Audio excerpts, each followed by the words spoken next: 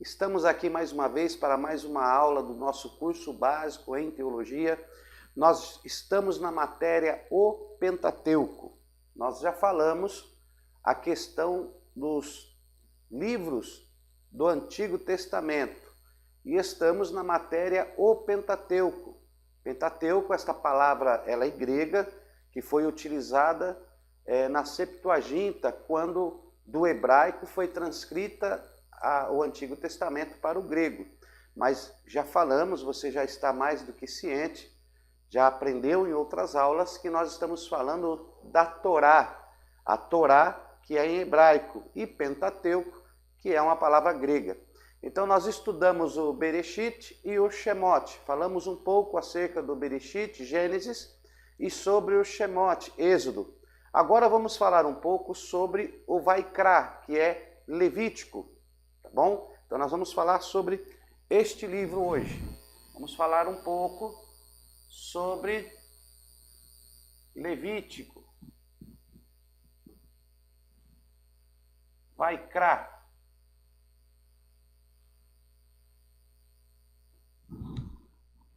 Levítico, Vaikra.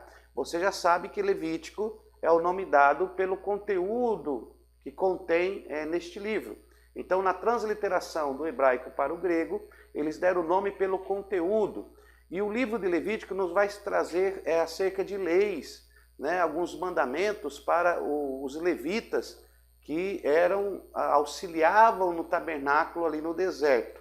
Mas Vaikra, porém, tem outro sentido. Vaikra são chamados, né? Porque você vai ler no primeiro versículo, nas primeiras palavras escritas em Levítico, e chamou Deus. Então, eles colocaram o nome Vaikra, chamados. Então, temos aí Gênesis, Êxodo, Levítico, Bereshit, Shemot, Vaikra. São os livros do Pentateuco, da Torá, que está contida aí dentro da Tanakh. Depois vamos falar também sobre a Tanakh, que para nós é Antigo Testamento, mas para eles é a Tanakh. Mas vamos iniciar aqui. O nosso livro de Levítico que nós vamos estudar, ele tem 27 capítulos. Okay? Vai do 1 ao 27 capítulos. Este livro ele tem várias subdivisões, mas nós não iremos tratar de todas, até porque nós estamos no intensivo do básico para você preparar a sua base de estudo para que você possa fazer e prosseguir com o médio bacharel. Então, muitos assuntos nós vamos falar mais à frente, onde você já vai estar familiarizado com os livros do Antigo Testamento, da Tanakh, e você vai estar mais familiarizado. Então, a intenção das nossas aulas é te familiarizar com a palavra de Deus, com a Bíblia, né? Com essa coleção de livros que nós temos em mãos. Então, estamos fazendo essa familiarização sobre a sua vida e para que você possa pesquisar mais sobre o assunto. Então, nós vamos falar aqui sobre Vaikra, e nós vamos falar que logo no início do livro, nós temos do capítulo 1 ao capítulo 7, nós temos as ofertas. Então, Deus vai falar sobre as ofertas.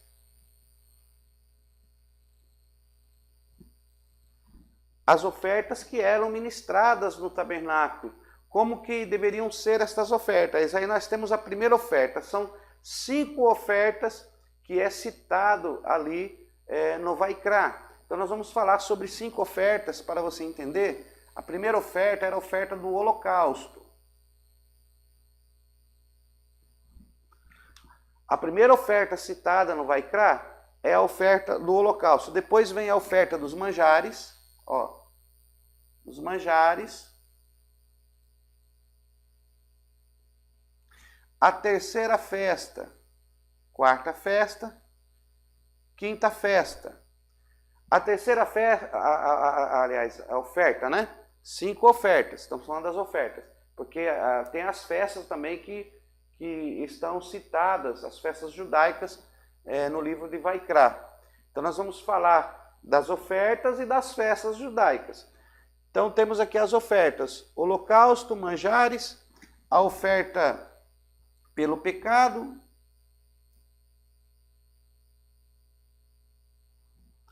a oferta pelo pecado, a oferta pela culpa, ó, e a oferta pacífica.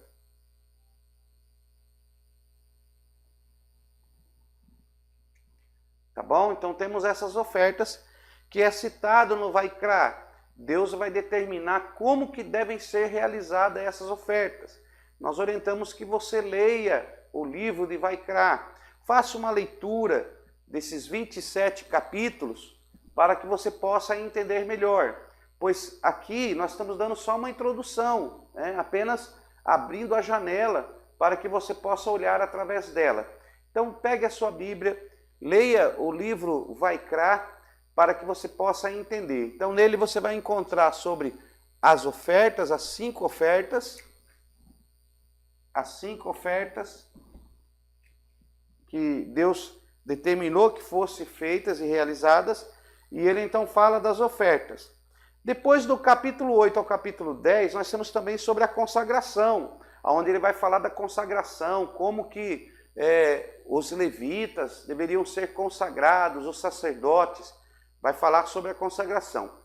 Todo o livro do Vaikra está em torno deste povo, dos levitas, para dar agora determinações sobre a organização do tabernáculo, como que deveria ser feitas as ofertas, como que deveria ser feitas as consagrações, como que deveria ser feito sobre a pureza, a impureza. Vamos encontrar também sobre a santidade, sobre o coração do levita, como que deveria ser. Então, tudo nessa questão sobre o exercício levítico, nós vamos encontrar algumas observações deste livro e também sobre as festas judaicas que Deus determinou. Então vamos colocar aqui a primeira festa, vamos colocar aqui as festas, ó, sobre as festas.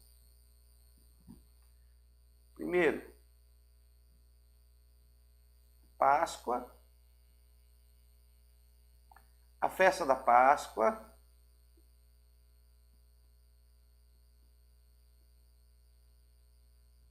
então temos aqui a festa da Páscoa, que eles comemoravam. Temos também aí os pães asmos.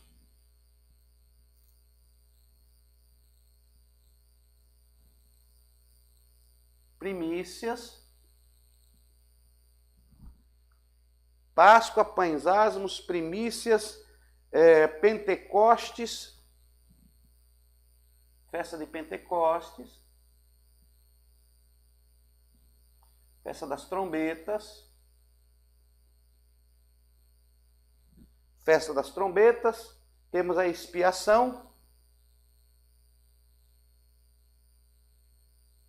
Festa da expiação e a festa dos tabernáculos.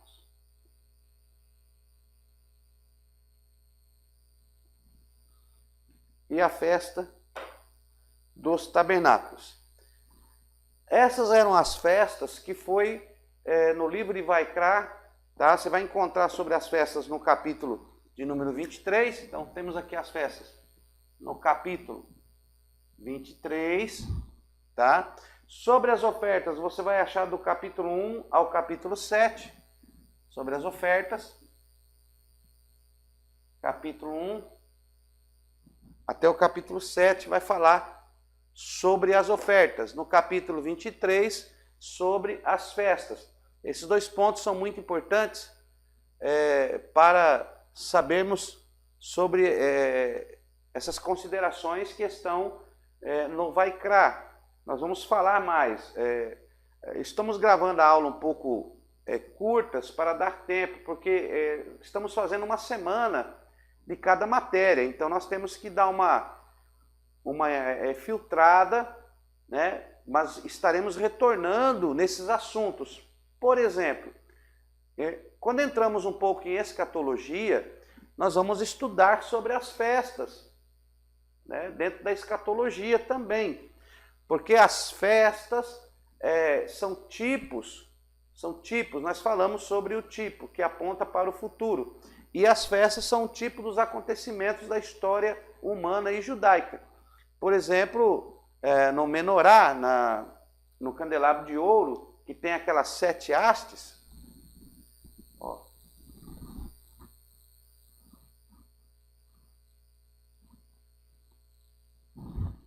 aponta para as 7 festas. Então temos aqui, ó, 1, 2, 3, 4, 5, 6, 7, que são períodos de tempo. Ó, períodos de tempo.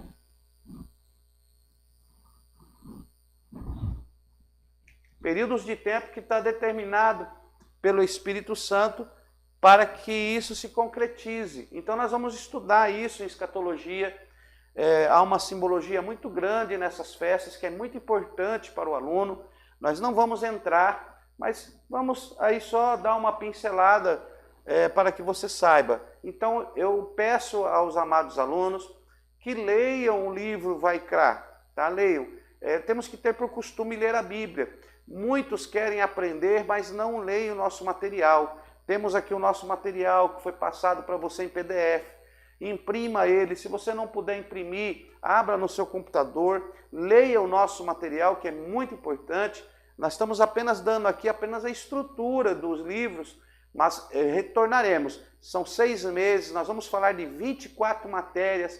Nós não estamos esgotando as interpretações das matérias de forma alguma. Estamos apenas dando a base, né? Estamos no início do nosso estudo e do nosso curso. Estamos na nossa 2ª matéria ainda e tem mais 22 matérias para que nós possamos permear todo o Antigo Testamento e também o Novo Testamento. Então não se preocupe, assimile isto, vá aprendendo aos poucos, assimilando aos poucos, vá se alimentando aos poucos, assimile as ofertas, é muito importante. Assimile as festas, que também é muito importante. Então sabemos que tinham 7 festas judaicas que eram comemoradas. Bom, a festa da Páscoa, a duração dessa festa era de 1 dia. Tá? A duração da festa da Páscoa era de 1 dia.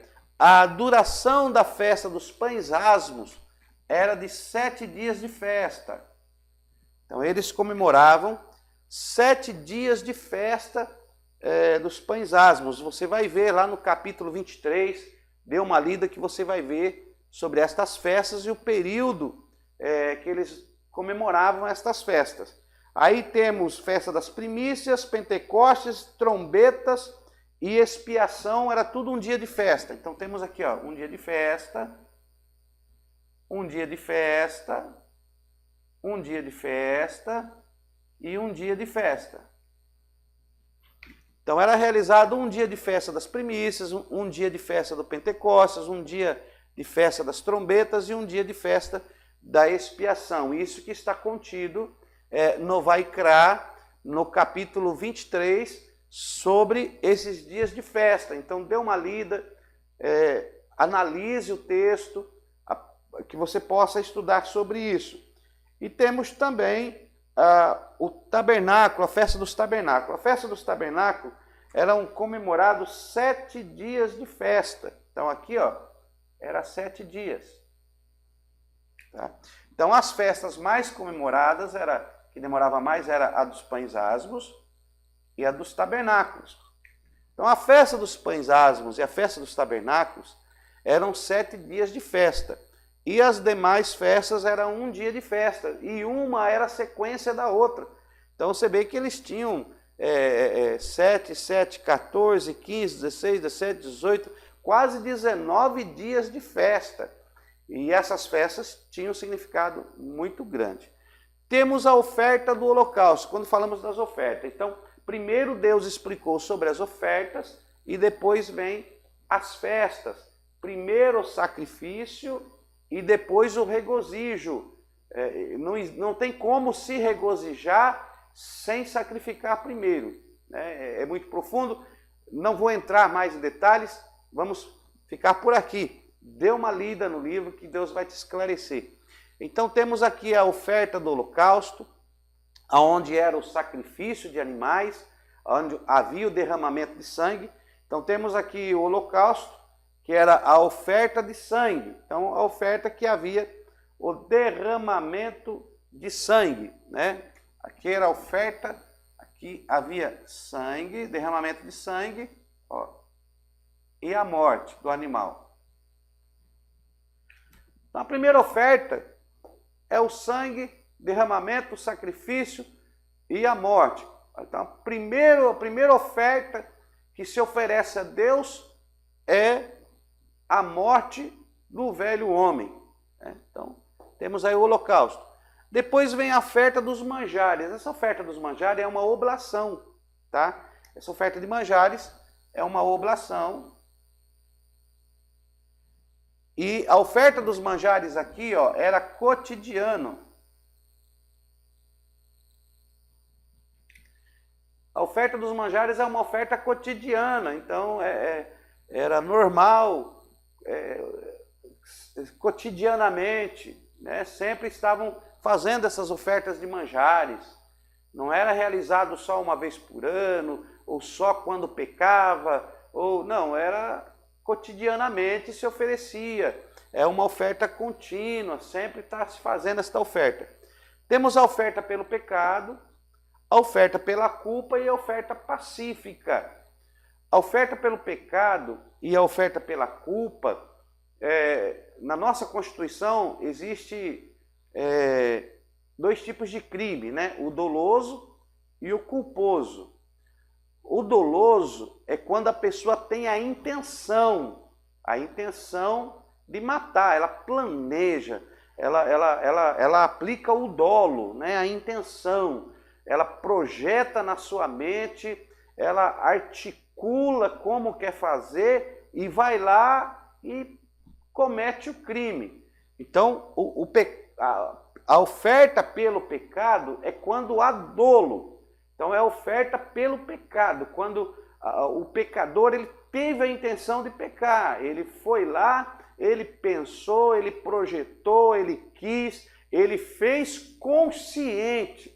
Então, quando você comete o pecado consciente, tem que oferecer a oferta pelo pecado. Então, aqui, ó, pecado, vou pôr aqui consciente. Doloso. Doloso. Pecado consciente, doloso. E temos o pecado pela culpa. Então, aqui, se aqui é doloso, o pecado pela culpa é culposo. Então, eu vou colocar aqui não consciente. Culposo. Vai ficar mais fácil para que você entenda. Nós vamos falar disso quando formos estudar mais para frente. Então, o pecado pela culpa é o não consciente, o culposo, ou seja, quando você não teve a intenção, mas as condições te levaram àquele acontecimento. Mas no seu coração você não projetou, você não projetou o mal, mas você pecou. Mesmo inconscientemente você pecou. Então é culposo. O que é um crime culposo? Vamos lá, você pega o carro e você pega e sai com o carro, a velocidade da estrada é 80 por hora, você sai a 150, 200 por hora. O cara está de moto a 200 por hora, mas a velocidade é 80, então está pondo a vida em risco.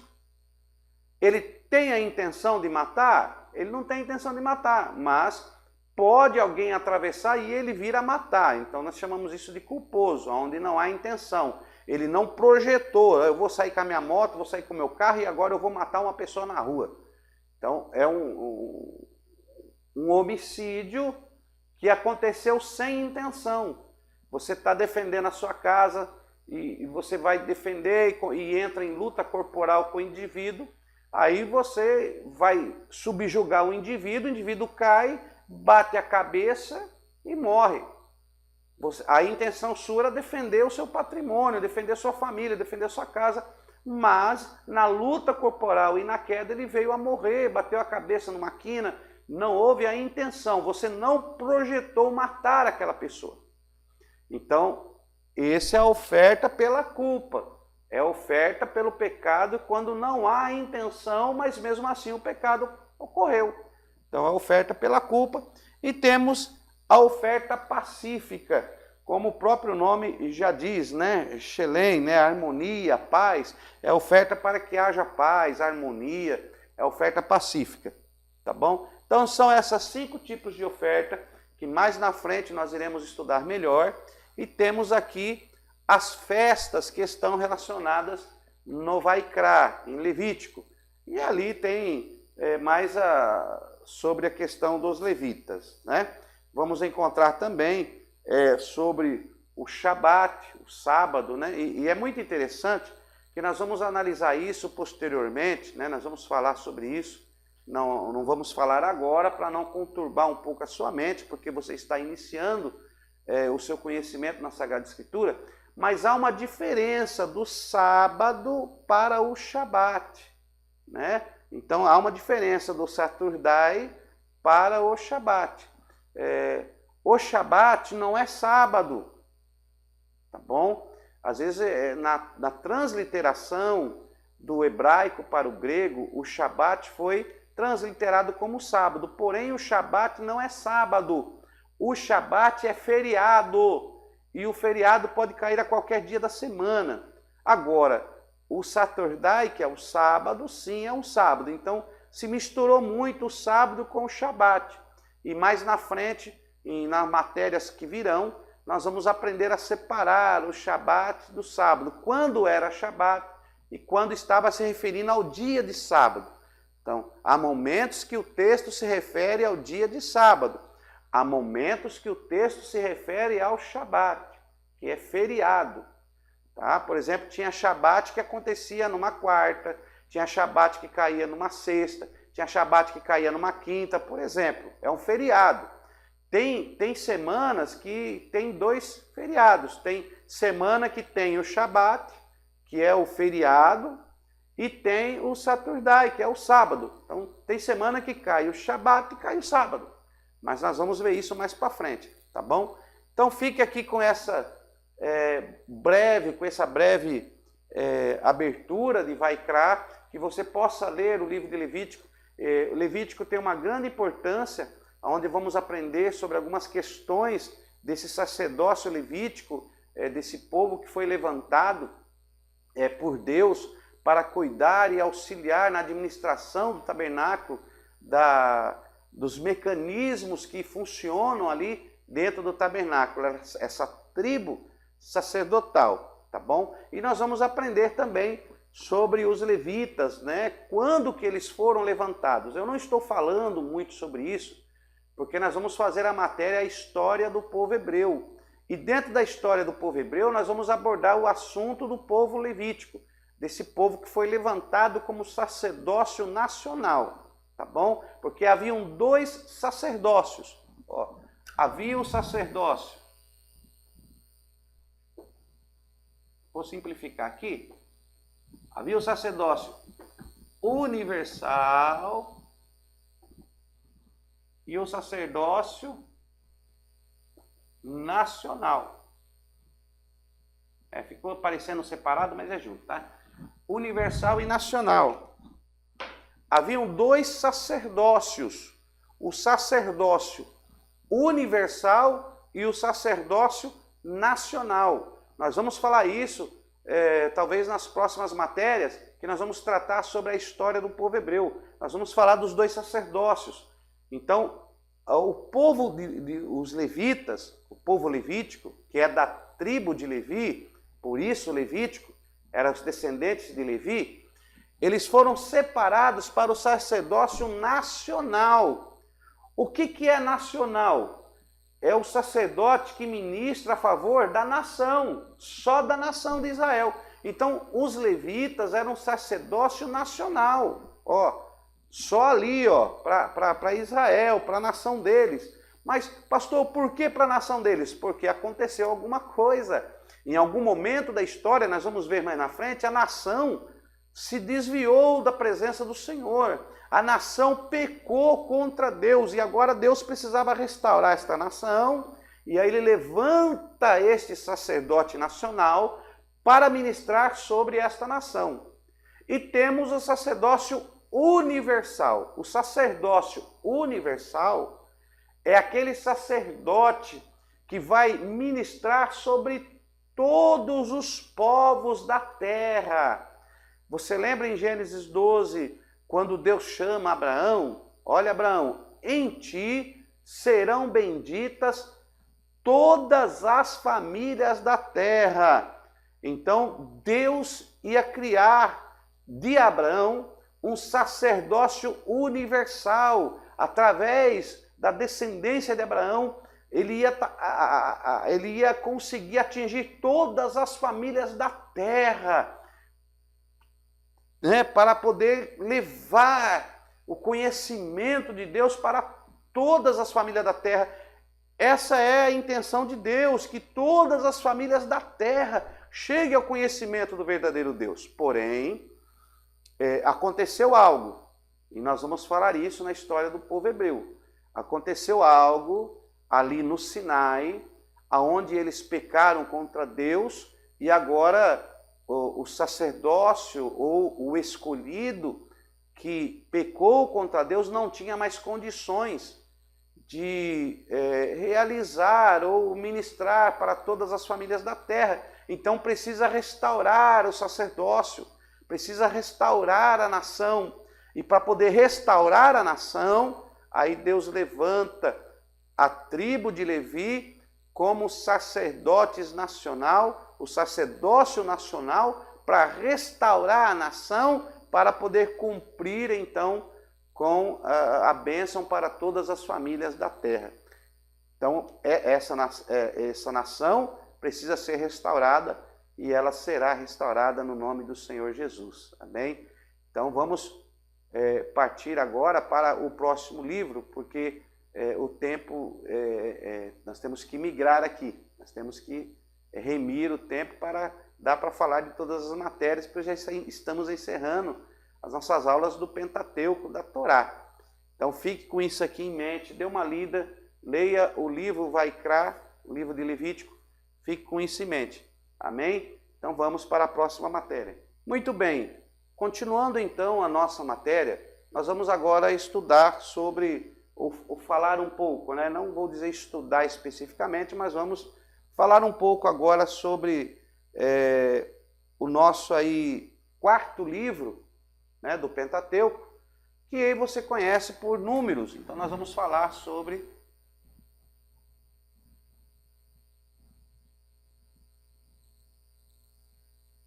Números. Vamos falar sobre Números. Nós temos aí 36 capítulos de Números, vai do 1 ao 36. Números que é uma palavra grega, você já sabe, a Torá, o Pentateuco, e nós estamos no quarto livro, que é o livro de Números, que no hebraico é Bamidbar, né? Bamidbar. Deixa eu ver como é que escreve aí, Bamidbar, ó.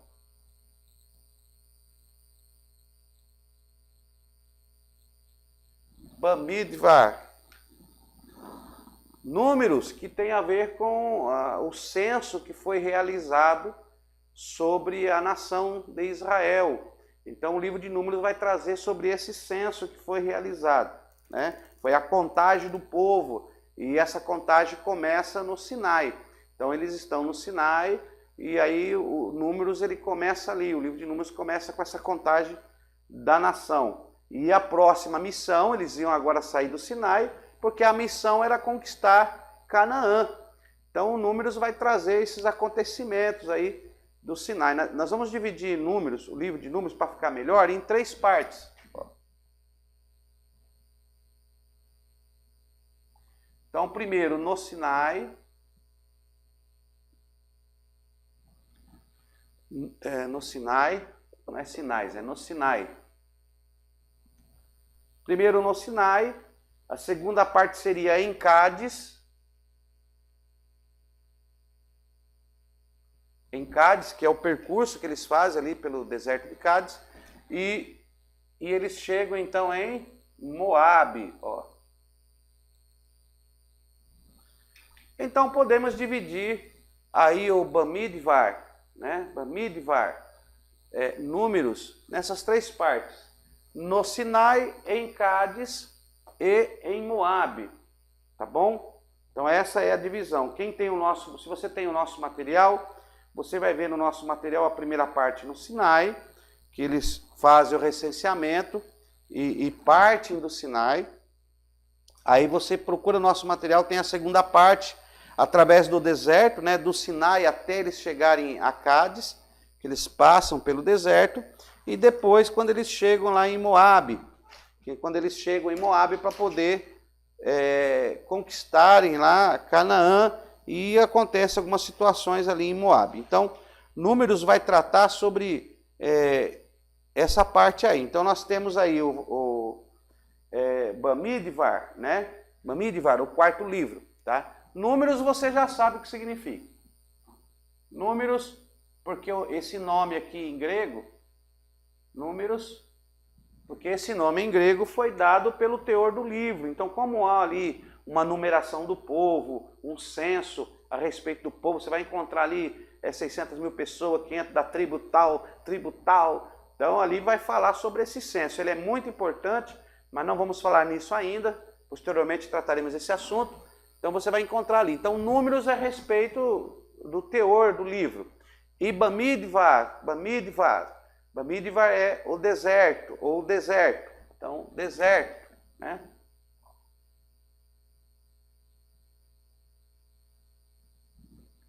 Deserto. Porque quando você lê, você vai ver que a saída do Egito falou o Senhor a Moisés no deserto de Sinai.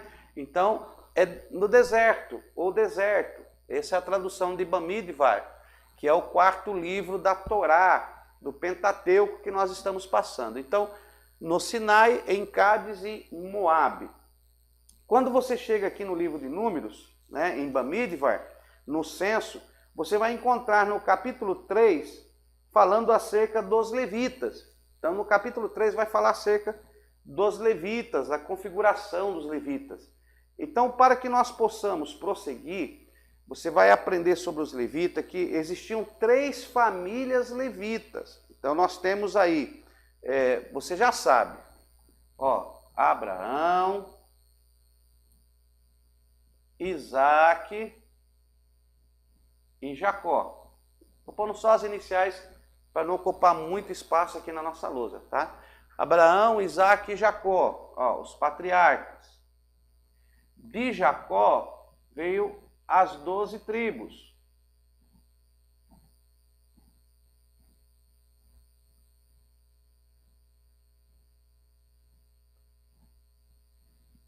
De Jacó, temos aí as 12 tribos. Os 12 filhos de Jacó. Jacó, depois do encontro com Deus, passou-se a se chamar Israel. E aí temos a nação que era formada pelos 12 filhos de Jacó. Então a nação de Israel era composta por 12 tribos, que eram os 12 filhos de Jacó. Israel, este é o Israel de Deus. Como falamos no vídeo anterior, falamos que houve um acontecimento que Israel se desviou e foi necessário levantar um sacerdócio nacional para auxiliar a restauração de Israel. E esse sacerdócio veio da tribo de Levi.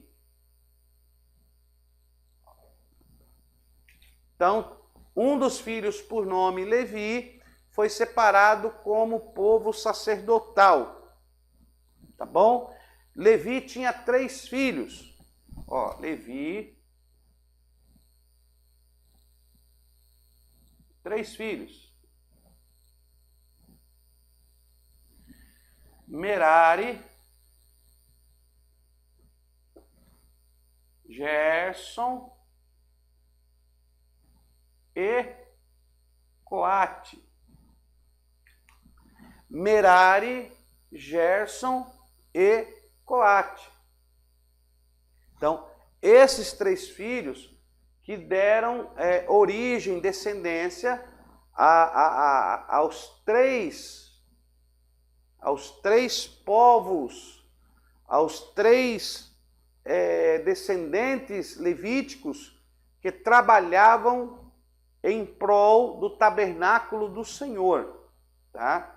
Então nós vamos encontrar as 3 famílias levíticas, e você vai encontrar no capítulo 3 aí, de Bamidbar, no capítulo 3, vai falar sobre essas tribos, né? E vai falar essa genealogia. Então é bom que você dê uma lida aí no capítulo 3, porque no capítulo 3 de Bamidbar, de Números, vai falar sobre a função deles, que foi estipulada, e a função que eles realizavam.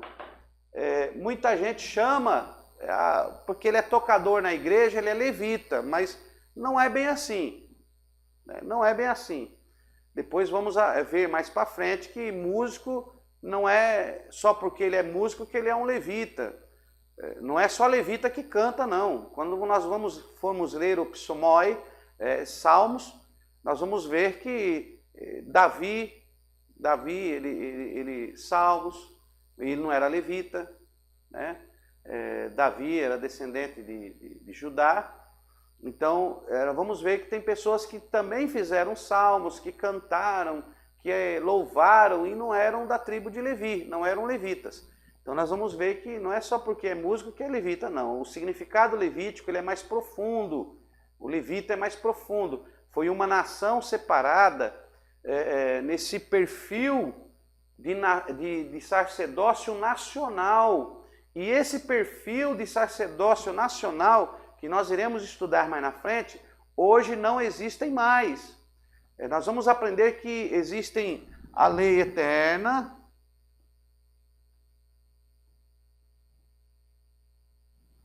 e a lei transitória. Existe a lei eterna e a lei transitória. Existem leis, mandamentos de Deus que são mandamentos eternos. Eles vão prosseguir e vai ser o mesmo ontem, hoje, eternamente, e essas leis nunca serão mudadas, que são chamadas de leis eternas. Mas tem as leis transitórias, que nós iremos aprender, por exemplo, na matéria de ética cristã, nós vamos falar sobre transitório, eterno. Tem pessoas que estão fazendo mandamentos, colocando doutrinas sobre leis que eram transitórias, ou seja, ela não iria prosseguir. Com a mudança das dispensações, algumas leis sofreriam mudanças. E a lei transitória, como por exemplo, para que você possa compreender um pouco, nós vamos estudar mais, o sacrifício de animais. Hoje, ninguém sacrifica animal para perdão dos seus pecados. Eu pequei, eu vou lá pegar agora um novilho, sem mancha, sem mácula, vou aqui construir um altar e vou degolar ele, derramar o sangue, vou fazer um sacrifício para expiação do meu pecado. Ninguém faz isso hoje, até porque se fizesse, não haveriam mais animais por aí, né? Acho que todo gado seria dissolvido pelo pecado da humanidade. Então, são leis transitórias, leis que serviram naquele momento para um determinado assunto. Vou dar um outro exemplo, nós vamos falar sobre isso. A questão do véu na igreja. O véu, mas é pecado, não é pecado? Muitos questionam, mas é certo, não é errado? São leis transitórias. Serviram naquele momento para um determinado assunto, para uma determinada cidade, para uma determinada cultura, porém, com a mudança das dispensações, houve alteração nesta lei, porque não era lei eterna, era lei transitória. Era lei para aquele determinado acontecimento na história, naquele determinado assunto, naquele determinado período. Então, temos que saber separar estas coisas, senão vai ficar difícil de compreendermos alguns assuntos. Então, nós vamos aprender, nós vamos falar mais sobre isso. Estou apenas dando uma pincelada, mas nós vamos falar mais profundo sobre isso. Volto a repetir, estamos no início aí do nosso curso, temos muita coisa para ver ainda. Então, Israel... houve a necessidade, porque Israel pecou contra Deus e agora Israel precisava ser restaurado. E aí Deus levanta a tribo de Levi, ela é levantada numa situação que acontece ali no Sinai, onde Moisés está lá no monte, e eles começam a adorar o bezerro de ouro. Você já deve ter lido, ouvido ou assistido sobre este acontecimento bíblico, aonde eles começam a adorar o bezerro de ouro, né? E Moisés desce, e Josué estava aguardando Moisés ali no pé do monte, e Moisés se encontra com Josué, eles descem e está o povo todo adorando, dentro da idolatria, fizeram o bezerro de ouro, Arão fez o bezerro para eles, e eles estão lá adorando. E aí Moisés quebra as primeiras tábuas da lei, os 10 mandamentos, ele quebra, e há toda aquela expressão de ira de Moisés, e aí Moisés diz: quem é do Senhor, passe para trás de mim. E temos aí a tribo de Levi, a tribo de Levi fica a favor de Moisés, e houve uma matança ali, ele manda matar todos aqueles que estavam ali naquelas orgias. É bom que você leia sobre esta passagem bíblica, não estou esmiuçando porque vamos retornar, volto a repetir, muitas matérias vão nos trazer de volta, e aí poderemos falar com mais propriedade sobre esses assuntos. Então ali a nação peca com o pecado de idolatria, e apenas Levi fica a favor de Moisés, e a partir daquele momento Levi é separado como nação sacerdotal, sacerdócio nacional. Eles agora iam auxiliar na administração, nas ordenanças do tabernáculo, e são separados as famílias de Levi em três grupos, podemos assim dizer: o grupo de Merari, o grupo de Gerson e o grupo de Coate. Então, quando nós lemos a palavra de Deus, você pode acompanhar aí na sua Bíblia, no livro de Números, né, no livro de Bamidbar da Torá. Então, na Torá, no Bamidbar, no capítulo de número 3 e no versículo de número 25, ali é escrito a respeito do ofício, o que os gersonitas, né, gersonitas porque são descendentes de Gerson, o que os gersonitas, como que eles iriam trabalhar no tabernáculo. Então, é escrito assim, Números capítulo 3, versículo de número 25 e 26. Os filhos de Gerson serão responsáveis na tenda da congregação pela guarda do tabernáculo, da tenda, da sua cobertura, do véu, da porta da tenda da congregação, das cortinas externas do pátio, da cortina da porta do pátio, que rodeia o tabernáculo, o altar e as suas cordas, todo o serviço a eles devido. Então eles tinham que guardar a parte móvel do tabernáculo, a cortina, as coberturas, ali aquelas laterais do pátio, tudo responsável os gersonitas. Então, quando ia se desmontar o tabernáculo, os gersonitas entravam em ação. Então, eles cuidavam das peças do tabernáculo que compunham a estrutura, os tecidos, a cortina. Então, vamos pôr aqui só para nós separar: estrutura. Estrutura e cobertura. Então os gersonitas entravam em ação, mas também tinha o terceiro grupo, vamos ver aqui, que é o grupo dos meranitas, né? Então nós encontramos aí no capítulo número 3 de Números, de Bamidbar, no capítulo 3 de Bamidbar, no versículo 33, diz assim o texto: de Merari originaram-se as famílias dos Malitas e dos Musitas. Estas são as famílias de Merari. Versículo 36. Então estamos falando da família dos Meranitas. Versículo 36.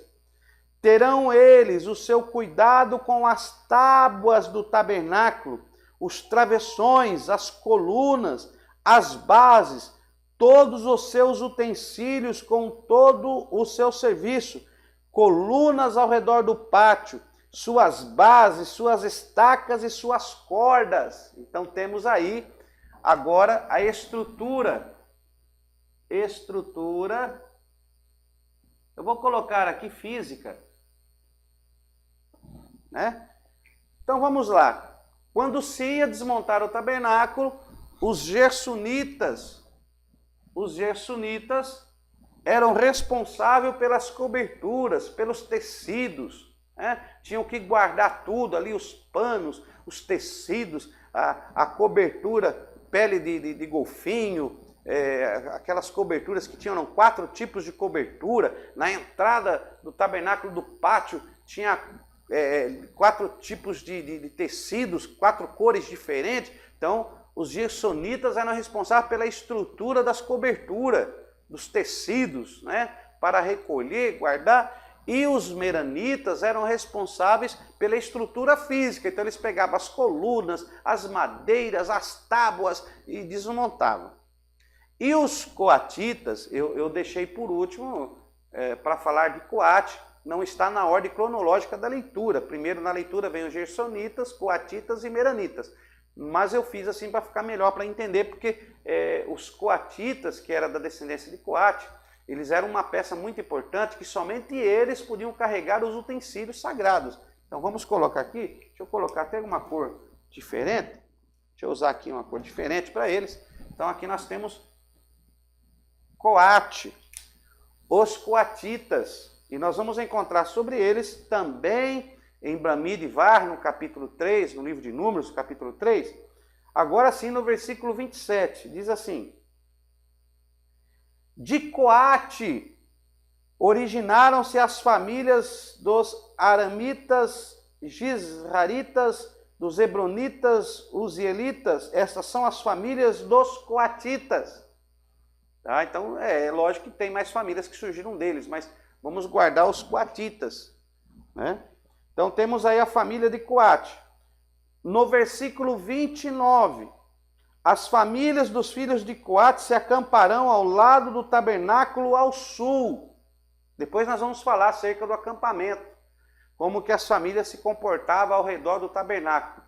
Quando estudamos o tabernáculo, falamos sobre isso, e vamos falar em matérias mais para frente. Versículo 3, versículo 31, então, Bamidbar, capítulo 3, versículo 31. Qual era a responsabilidade dos coatitas? Olha aí.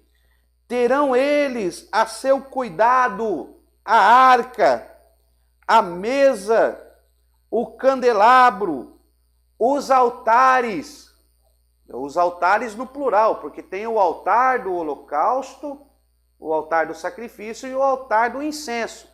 O tabernáculo tinha 2 altares, então os altares, olha aí, os utensílios do santuário com que ministram e a cortina com todo o seu serviço. Então, os coatitas eram responsáveis pelos utensílios, ó.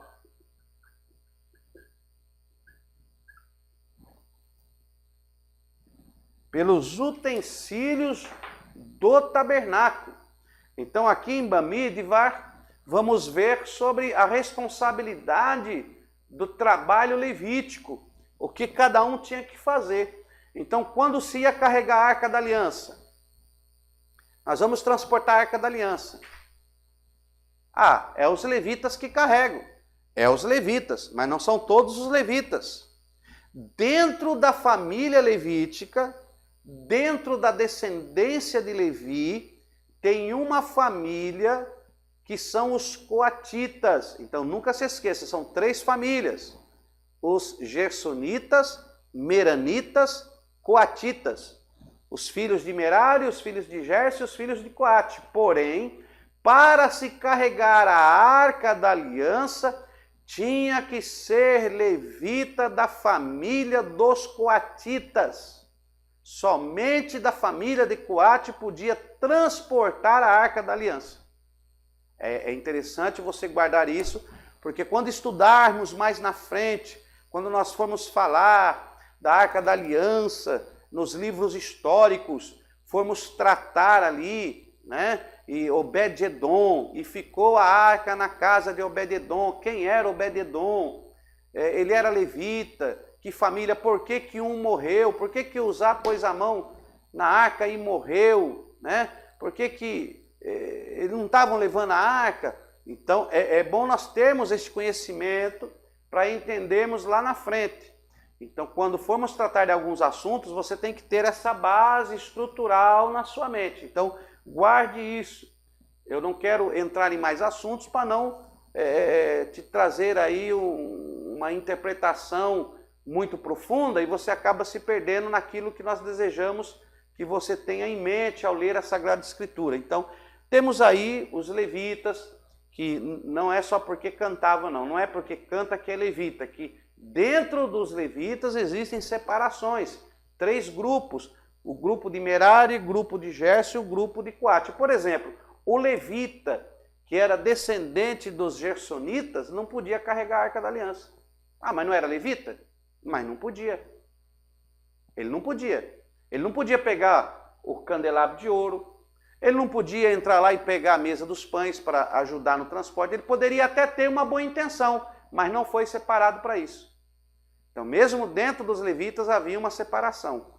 E é bom você saber isso. Então, os coatitas, somente eles poderiam carregar a Arca da Aliança, somente os coatitas podiam desmontar ali o altar do incenso, pegar o altar do incenso para transporte, desmontar o altar do holocausto, a bacia de bronze, trabalhar com os utensílios. Nós sabemos que tinham ali 6 utensílios que necessitavam de manutenção, de transporte, quando o tabernáculo ia se movimentar, porque se tratava de um templo não fixo, mas se tratava de um templo móvel, um tabernáculo que se movimentava, que acompanhava a nação de Israel na sua peregrinação. Então precisava dessas famílias e cada um tinha a sua função. Amém? Então fique aqui com essa palavra, guarde bem sobre essa função. Aqui nós vamos encontrar no capítulo 4 de Bamidbar os deveres dos levitas. Eles tinham seus deveres, né?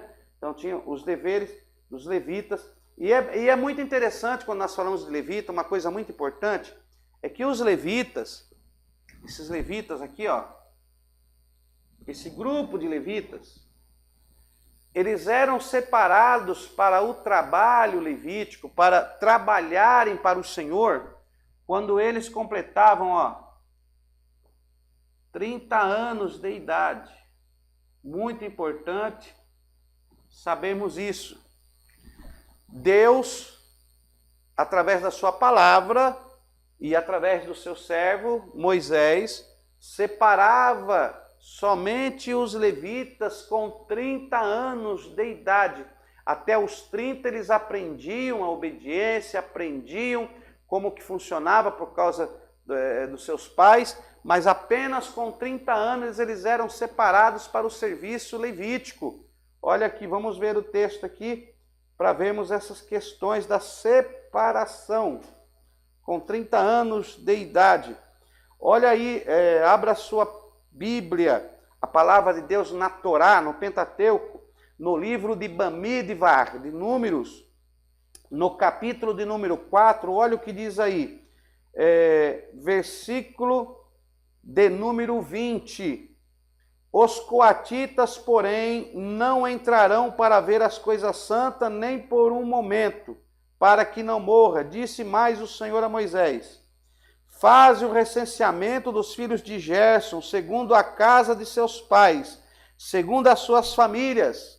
Versículo de número 23, olha aí. Contarás todos os homens da idade de 30 anos para cima. Olha aí o versículo 23, Deus dizendo a Moisés: contarás todos os homens da idade de 30 anos para cima. Então, tinha que ter 30 anos para cima. Essa era a idade exigida por Deus para exercer o sacerdócio. Olha que interessante sabermos disso. Não é dentro... Eu já vi falar que Jesus começou seu ministério aos 30 anos, porque era uma tradição judaica que o homem só era ouvido. Não, o sacerdócio para exercer, Deus já tinha dito em Bamidbar para Moisés, para que separasse os levitas, o sacerdócio, com 30 anos para cima. E quantos anos eles trabalhavam? Irmão, trabalhar para Deus é bom demais, né? Se aposenta cedo, eu mesmo já estaria aposentado, porque eu já tenho mais de 50 anos, então eu já estaria aposentado. Olha o que diz o texto aí, ó. Vamos ver mais. Mas só esse versículo, pastor? Não, tem mais. Versículo 23. Contará todos os homens da idade de 30 anos para cima. Né? Aí tem os serviços. Olha aí o versículo de número 29. Quanto aos filhos de Merari, os contarás conforme seu clã e sua família. Os gersonitas, os homens de 30 anos para cima. Agora ele vai falar com os meranitas. Meranitas. Versículo 30. Bamidvar, Números, capítulo 4, versículo 30. Contarás todos os homens da idade de 30 anos para cima, até 50 anos. Já temos aí uma data específica para parar o trabalho, 50 anos. Então, de 30 anos até 50 anos. Olha aí. De 30 anos até 50 anos. Depois temos mais, no versículo 35, do capítulo 4. Todos os homens da idade de 30 anos para cima, até os 50 anos, que entraram para serviço da tenda da congregação. Então, de 30 anos até 50 anos. Olha aí o texto, versículo 39, todo o capítulo 4 de Bamidvar, de Números, está falando sobre essa idade. Então, não era algo cultural, foi algo determinado por Deus. Isso era determinado por Deus. Para se ser levita, para se trabalhar no tabernáculo, tinha que ter de 30 anos para cima e menos de 50 anos. Quer dizer, com 51 anos não podia mais trabalhar, tinha que ser aposentado. Ficava tranquilo, servir em outros lugares que não sejam as realizações do tabernáculo. Tá? Deus é um patrão maravilhoso, né? Com 20 anos de serviço você já pode descansar. Trabalhou 20 anos para Deus, está tranquilo. É uma forma de expressão, né, irmãos? Então vamos lá, é a idade. Olha aí, versículo 43 também. Todos os homens da idade de 30 anos para cima até os 50. Olha aí o versículo 47. Da idade de 30 anos para cima até os 50. Olha aí, então aqui fala, e aí vai. Então, no capítulo 4 de Números, você vai ver essa idade exigida por Deus para o serviço do sacerdócio nacional, para exercer o sacerdócio diante de Deus e trabalhar no templo do Senhor. Agora vamos entender por que Jesus iniciou o seu ministério com 30 anos. Apesar dele ser o sumo sacerdote da ordem de Melquisedeque, mas ele cumpriu a lei e ele demonstrou que aos 30 anos ele estava apto a iniciar o seu trabalho para Deus. Então, temos aí mais essa passagem. Nós vamos para o nosso próximo livro, que é o livro de Deuteronômio. Nós vamos falar do livro de Deuteronômio, que é o quinto livro da Torá, o quinto livro do Pentateuco, Deuteronômio, Devarim. Falamos do Bamidvar, agora vamos falar um pouco sobre o Devarim. Vamos lá, vamos falar então do quinto livro do Pentateuco. Nós vamos falar agora sobre Deuteronômio, Devarim. Já falamos dos 4 livros do Pentateuco, os 4 livros da Torá, Gênesis, Êxodo, Levítico, Números. Falamos desses 4 livros. Agora vamos falar do Deuteronômio. Então nós falamos, recapitulando, Pentateuco,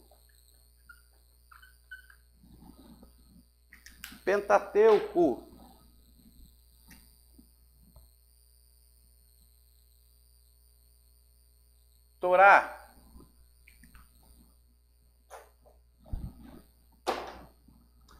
Pentateuco, Torá, Falamos, agora sim. Torá, Pentateuco. Desculpa pela letra, hein, meus irmãos? Pentateuco, Torá. Vamos lá, vamos recapitular, porque pode ser que isso caia na prova, hein? Então vamos lá. 1, 2, 3, 4, 5. Olha aí. Pentateuco, Gênesis, Êxodo,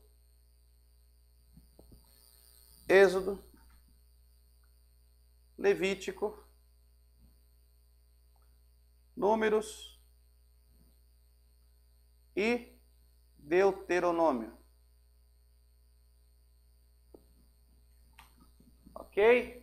Gênesis, Êxodo, Levítico, Números, Deuteronômio, Bereshit, tá lembrado?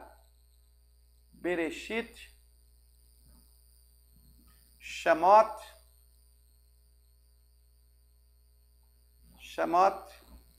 Vaikra,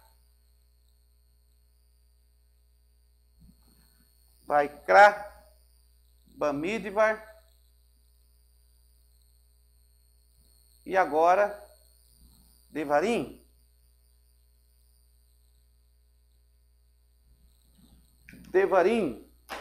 Né? Devarim. Deuteronômio. Traduzido aqui, hebraico para a transliteração para o grego, Deuteronômio segunda lei, mas não deveria ser segunda lei, né? Mas sim repetição da lei, porque Deus vai reafirmar a sua lei. Porque Moisés havia quebrado os primeiros 10 mandamentos e agora vai ter uma reafirmação desta lei quando eles estão aqui no Deuteronômio. Então, uma reafirmação da lei. Tá? Devarim, que é o nome dado pelo início, que são palavras. Então, nós temos aqui palavras. Bereshit, princípio. Shemot, os nomes. Vaikra, chamados. Bamidbar, deserto. Devarim, palavras. Né? No princípio, são esses os nomes chamados ao deserto para ouvir as palavras. Oh, glória a Deus. Então, temos aí o Pentateuco e nós vamos falar um pouco sobre agora Deuteronômio. Nós não vamos nos aprofundar muito em Deuteronômio, eu vou dividir o Deuteronômio em duas partes para ser mais simples, dar essa síntese. Então eu vou te dar essa síntese, esse resumo de Deuteronômio, para que nós possamos concluir essa primeira matéria ainda dentro do prazo desta semana, desta aula. Então nós vamos falar aqui, Deuteronômio, estamos aqui, Devarim,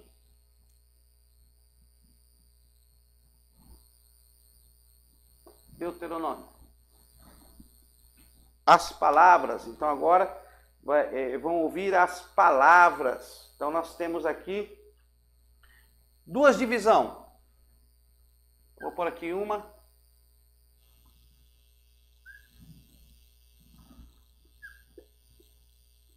Vamos fazer aqui duas divisões e é muito importante. E nessa divisão nós vamos fazer o seguinte. Vamos colocar aqui do capítulo 1 até o capítulo de número 11. Ó. Capítulo 1 ao capítulo 11.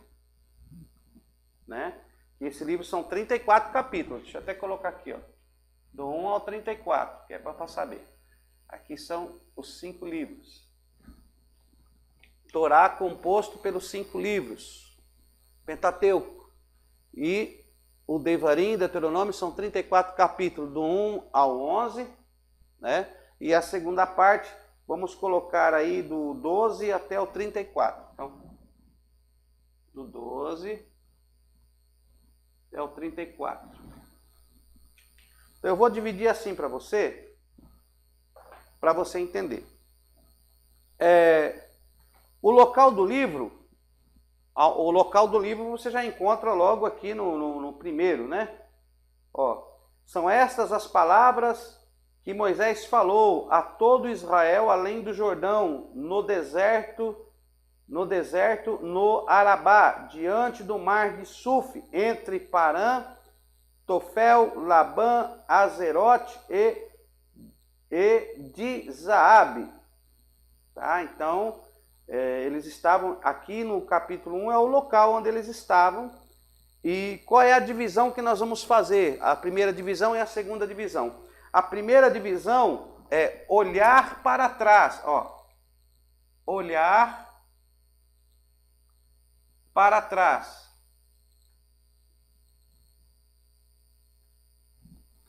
Olhar para trás, aonde vai todos esses textos, todas essas escritas, vai fazer com que o povo olhe para trás, olha o que vocês passaram, olha o que aconteceu, né? Olha para trás, o que aconteceu em Horebe, Cádiz, Barneia, os eventos em Cádiz, as viagens no deserto, a conquista da terra da banda do leste do Jordão, o destino de Moisés, o aviso inconveniente, a cidade refúgio, e vai falar, olha para trás, os mandamentos, preceitos, vai refazer os mandamentos, relembrar os mandamentos, né? Então não seria uma segunda lei. Olha para trás, olha o que aconteceu, olha o que Deus fez.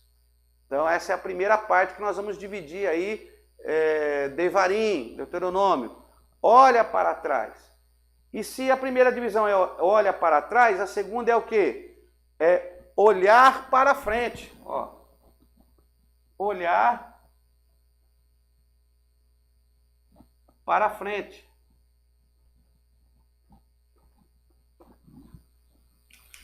Primeira parte, olhar para trás. Segunda parte, olhar para frente. Tá? Que aconteça o Devarim na sua vida. Olhe para trás. Olhe para trás. Refaça o entendimento. Relembre dos acontecimentos. Relembrou, refez, e agora o que nós faz? Agora vamos olhar para frente. Agora prossigamos, esquecendo o que para trás fica, prossigamos. Agora vamos olhar para frente. Então, vamos dividir o livro nessas duas partes. Olhar para trás é lembrar o passado. Olhar para trás. Lembrar o passado.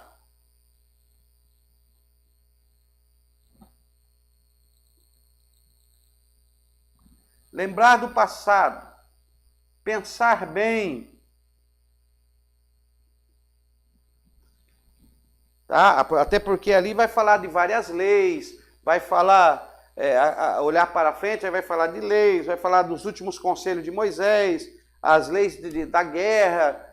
Tem algumas porções que estão contidas no Devarim, que não dá tempo de nós revermos agora, para não ficar muito extensa essa aula, mas eu quero que você fique com essa síntese, que você também leia o livro Devarim com essa síntese, olhar para trás, lembrar do passado, pensar bem, né? Decidir servir ao Senhor. Então aqui você vai decidir, vai servir ao Senhor. E olhar para frente, aí é onde você vai olhar para o futuro, ó. Vai olhar para o futuro, com dedicação ao Senhor, Yahvé, com dedicação ao Senhor, né?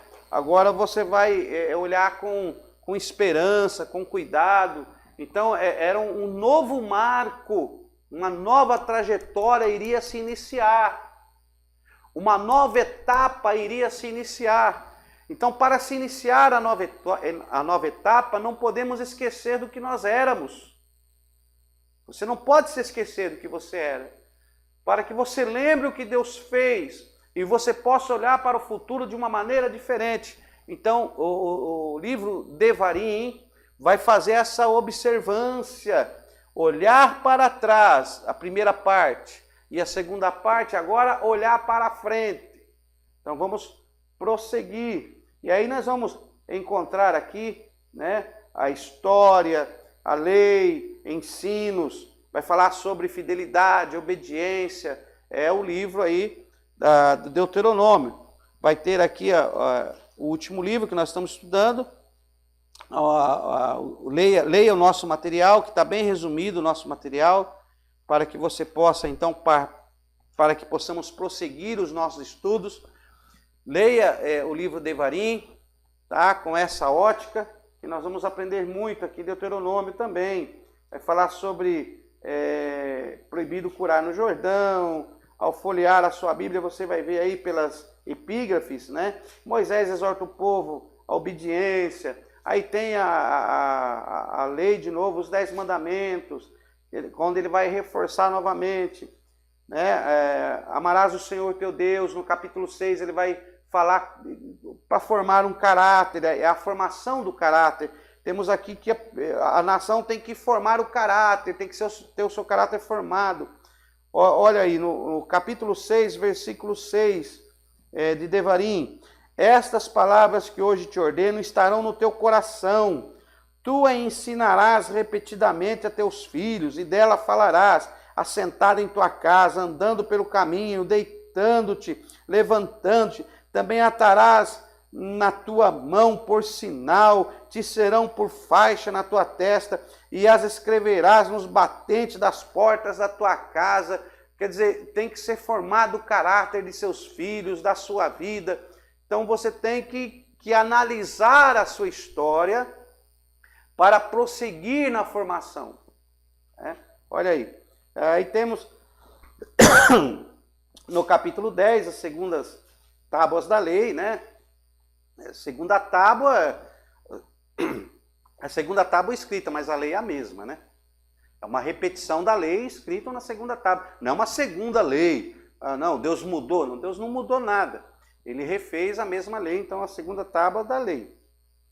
Aí no capítulo 13, contra a idolatria, ele lembra o que aconteceu lá da idolatria, no capítulo 13, né? Olha, a idolatria. Então vamos olhar para frente agora. Não vamos cometer os mesmos erros. A punição, tribunal, e tem muita coisa aqui, irmãos. Eu queria poder falar de cada item desse, muitas coisas maravilhosas, mas não dá tempo, né? O capítulo 23 vai falar sobre o eunuco que não podia entrar na Assembleia de Deus, né? É muito importante você ler Deuteronômio 23, porque em Deuteronômio 23 vai dizer que ninguém que havia se tornado eunuco por acidente, por mutilação, se tornou eunuco, não poderia entrar na Assembleia do Senhor, ou seja, não podia entrar na reunião ao Senhor. E é muito importante termos entendimento sobre isso, porque quando nós falarmos lá do eunuco, lá do Novo Testamento, né, que estava lendo o profeta Isaías, ele não só entrou, mas ele tinha uma cópia do livro, ou o original, ou cópia, de Isaías nas mãos, lendo no carro. Está lembrado desse episódio? Então lá na frente nós vamos falar sobre isso, quando estudarmos o Evangelho, e é bom, e vamos voltar aqui novamente, porque vamos falar sobre o eunuco, que ele não podia entrar na presença do Senhor. Na lei, Deuteronômio aqui, no Devarim, nas palavras que Deus falou, ele disse que não podia, mas lá entrou. Então nós vamos tratar de alguns assuntos. No capítulo 24, que é muito importante, você vai falar sobre o divórcio que é citado no Novo Testamento, a lei do divórcio. Então a lei está contida aqui, nas palavras, no Devarim, e aqui fala no capítulo 24, então é muito importante você ter esse entendimento, como funcionava. Aqui tem penas sobre açoites. É interessante que no capítulo 25 fala sobre os açoites, né? Nas palavras, no Devarim, capítulo 25, fala sobre os açoites, né? Não podia dar mais do que 40 açoites. E isso vai nos refletir o que aconteceu com Cristo, quando Cristo foi açoitado lá, que ele estava indo para ser crucificado, recebeu os açoites, aí recebeu 40 e mais um, e aí vai saber o porquê. Então, existia também aqui nas palavras do Devarim que não podia receber mais do que 40 açoites. É muito importante isso aqui também. Enfim, irmãos, a Bíblia toda ela é muito importante, é até difícil eu ter que deixar de falar, né? no capítulo 30, quando o povo, para poder prosseguir, para poder olhar para frente, ele tinha que escolher entre bênção e maldição, entre a vida e a morte, as escolhas, né? Ou você escolhe a vida ou você escolhe a morte. É espetacular isso aqui, mas não vai dar tempo de nós falarmos. Mas não se preocupe, nós vamos voltar em nossas aulas, nós vamos repassar sobre isso em alguns assuntos e terminamos no capítulo 34 do Devarim, das palavras, onde é relatada a morte de Moisés. Isso acontece quando eles estão já ali próximo ao Jordão para a travessia. Moisés ele morre e não chega a conduzir o povo para o outro lado do Jordão. Essa incumbência fica sobre Josué. E nós vamos falar sobre isso na próxima aula que tratarmos sobre os livros históricos. Então, que você venha guardar essa síntese do Pentateuco, que você possa já estar um pouco mais familiarizado, porque quando entrarmos em demais matérias, voltaremos tudo isso à tona e você terá um entendimento desses acontecimentos, das palavras do nosso Deus. Então, Pentateuco, Torá, Gênesis, Bereshit, Êxodo, Shemot, Levítico, Vaikra, Números, Bamidbar, Deuteronômio, Devarim, as palavras, o princípio, esses são os nomes dos chamados ao deserto para ouvir as palavras. E aí chegamos aqui nas palavras, olhar para trás e agora olhar para frente. Deus abençoe a sua vida, meu irmão. Vai ter uma provinha muito fácil para que você faça dessa introdução do básico em teologia para computarmos a sua nota. Que Deus te abençoe a sua vida. Vamos prosseguir. A próxima matéria que nós iremos iniciar está chegando, Participe e que Deus venha abençoar a sua vida. Até lá, Deus nos abençoe.